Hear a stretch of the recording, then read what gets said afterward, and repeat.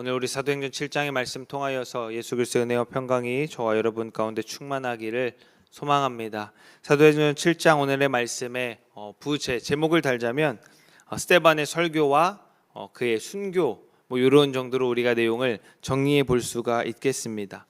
우리가 쭉 말씀을 살펴보게 되면 스데반이 이제 그 회중들이 그들을 이제 잡아가지고 돌로 치려고 밖으로 내쫓아 몰았을 때에 스데반의 입술을 통하여서 하나님께서 그들 가운데에 이제 말씀을 선포하는 것을 보게 됩니다. 그 내용은 아브라함 때부터 하나님의 그 시작부터 모든 우리가 종 노릇하였을 때에 또 하나님이 또 출애굽시켜 주신 또 그리고 다윗과 솔로몬을 지나서 오늘까지 하나님이 우리를 어떻게 인도하셨는지 그렇게 그가 이렇게 말하고 있습니다.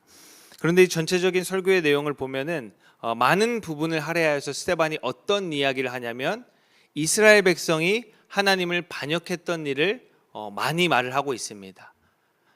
그들이 너희가 하나님을 반역하였고 너희 조상들이 그렇게 하나님의 말을 듣지 아니하였고 또 모세가 너희를 그렇게 모세를 통하여서 하나님이 일하려고 할 때에 너희가 조상들이 그 모세를 거절하였고 모세에게 뭐라고 말합니까? 누가 너를 우리의 재판장으로 그렇게 우리를 심판하라고 그렇게 세웠느냐라고 하면서 거절하는 이야기들, 또 광야에서 하나님이 그들을 인도하실 때에 그들이 하나님을 거절했던 이야기들을 조금 더 많이 말하고 있습니다. 금송아지 사건도 하여서 그러니까 이제 그 내용 가운데에 우리가 하나님을 거역하고 하나님이 보낸 자들을 우리가 거절하였던 그러한 일들을 더 많이 말하는 것을 보게 됩니다. 그 말을 이제 듣고 54절에 보니까 그들이 이 말을 듣고 마음에 찔려 그를 향하여 스데반을 향하여서 이를 갈았다라고 이제 말을 하고 있습니다. 우리가 사도행전에 보게 되면 스데반뿐만 아니라 베드로, 바울 많은 사람들이 사도행전의 그 사도들이 하나님의 말씀을 복음을 선포하는 일들이 하나하나 이렇게 나오게 됩니다. 우리가 앞서서 이제 2장에서도 보게 되면은 베드로가 말씀을 선포하게 되죠.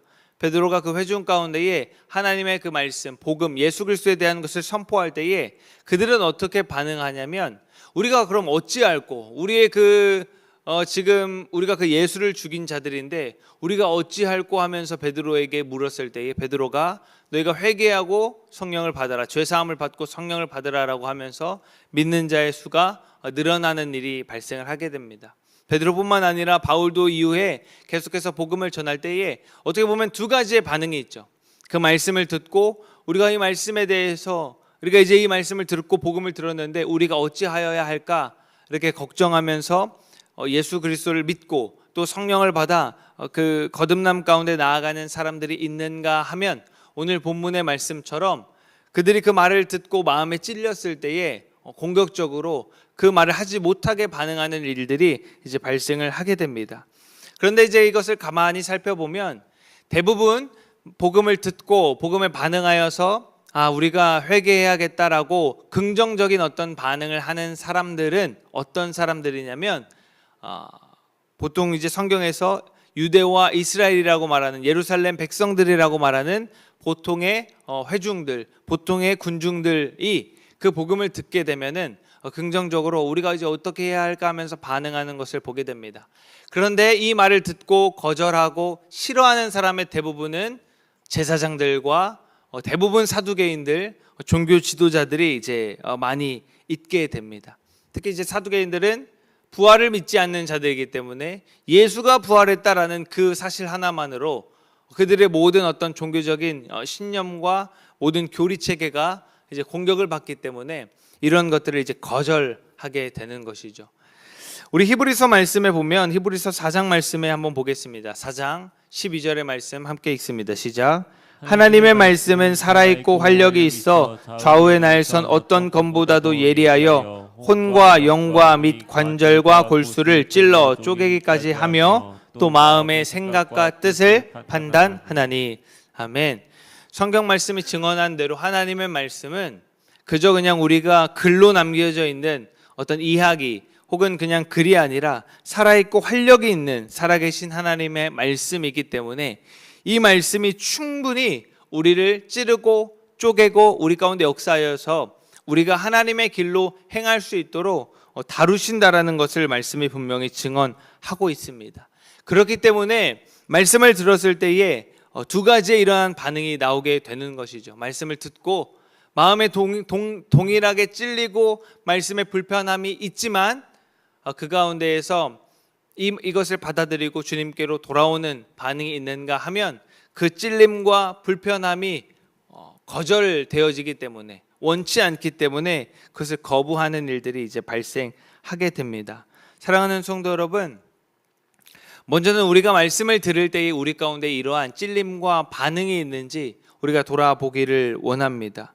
하나님의 말씀이 분명히 살아 역사하셔서 오늘 나의 삶 가운데의 나의 생각과 나의 어떤 마음들, 그 영역들을 주님이 분명히 말씀하시고 찌르시고 또 쪼개시기 시작하실 텐데, 우리가 그 앞에서 우리가 어떻게 반응할 것인지를 우리가 함께 생각을 해보기를 원합니다. 과연 이것을 거절해왔던 오늘 본문의 말씀의 사람들처럼 나는 그저 그 말씀 앞에서 부끄럽게 숨고 움츠러들고 오히려 말씀 앞에 내가 정죄를 받아서 말씀을 거절할 것인가, 아니면 그 말씀이 우리 가운데에 비추어졌을 때에, 그 말씀이 우리의 심령을 찌르고 쪼갤 때에 그 가운데에 나아갈 것인가 하는 것입니다.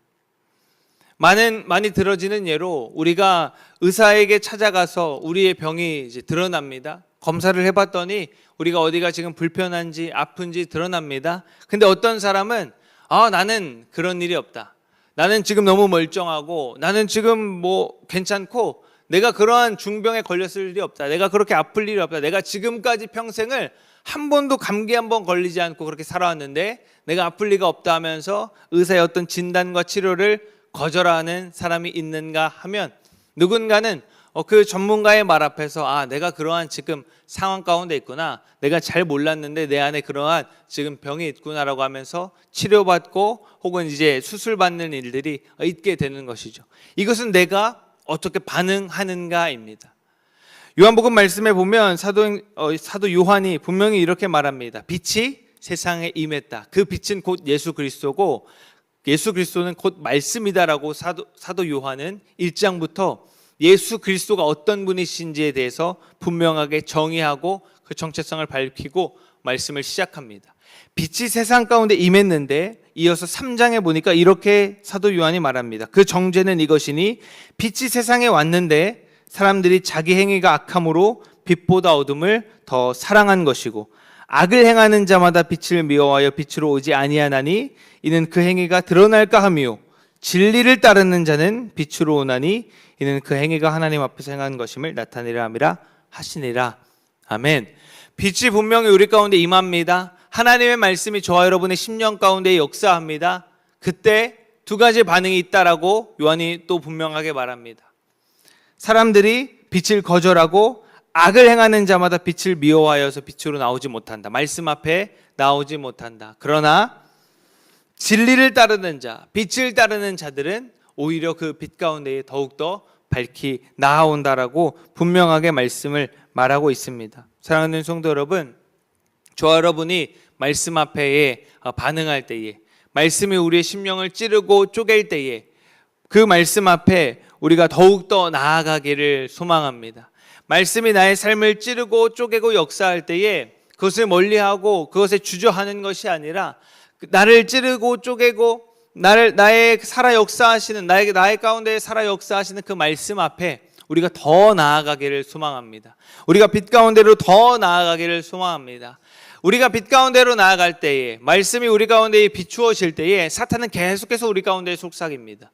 너에게 이런 어두운 부분이 있고, 너에게 이런 누구에게도 말하지 못하는 어두움이 있고, 너 이거 드러나면 안 되잖아, 너 이거 밝혀지면 안 되잖아, 너 이거 숨겨야 하잖아. 계속해서 우리의 마음에 정죄와 거짓을 속삭입니다. 그러나 주님은 분명히 말합니다. 빛 가운데로 나아오라, 빛 가운데로 반응하며 나오라고 주님이 말씀하십니다. 우리가 그 마음 가운데에 계속해서 사탄이 말하는 죄와 정죄와 어떤 누군가한테도 밝힐 수 없는 그런 숨길 것들이 있을 때 우리가 그것을 밝히 드러내고 주님 앞에 나아갈 수 있는 것은 예수 그리스도께서 이미 그 모든 어둠과 모든 죄악의 대가를 값 지불하셨고 그것을 이미 주님께서 이미 죄 없다 하셨기 때문에 우리는 주님 앞에 또 담대히 예수 그리스도의 십자가 의지하여서 나아갈 수 있는 것입니다. 말씀이 우리를 찌르고 쪼갤 때에 우리 안에 계속해서 틈타는 그 죄성들, 말씀 앞에 거절하고자 하고 그 불편함을 거부하고자 하고 사탄이 계속해서 속삭이는 그 정죄와 우리의 죄를 계속해서 말하는 그 속삭임 앞에 예수 그리스도 의지하면서 반응하시기를 소망합니다. 그 사탄의 속삭임 앞에 예수 그리스도가 나의 죄를 이미 대속하셨고 예수 그리스도가 나를 이미 죄 없다 하셨고 이미 나에게 빛이 비추어졌기 때문에 나는 그 빛 가운데로 담대히 나아가는 저와 여러분 되시기를 소망합니다. 그럴 때에 스데반과 같이 성령 충만하여져서 하나님과 그 보좌 우편에 앉아 계신 예수 그리스도를 바라보게 되는 것입니다. 스데반은 그 사람들이 자신들을 죽이려고 돌을 던지는 그 가운데에서도 날라오는 돌과 자신을 향한 어떤 정죄와 부당한 말들을 바라보지 아니하고 그의 시선은 오직 주님께 있었던 것을 우리가 말씀을 통해서 보게 됩니다. 말씀이 살아 역사하여서 저와 여러분의 삶을 찌르고 쪼개고 옳은 길로 인도할 때에 우리 삶 가운데에 그 생명의 빛이 비추어질 때에 더욱더 빛 가운데로 나아가는 저와 여러분 되기를 소망합니다. 이 하루도 우리가 그 말씀에 의지하여서 말씀 가운데 더욱더 나아가고 말씀이 우리의 삶을 다루어 가실 수 있도록 말씀이 우리의 삶을 찌르고 쪼개서 주님의 뜻대로 인도하실 수 있도록 그렇게 내어드리는 저와 여러분 되기를 주님의 이름으로 소망합니다.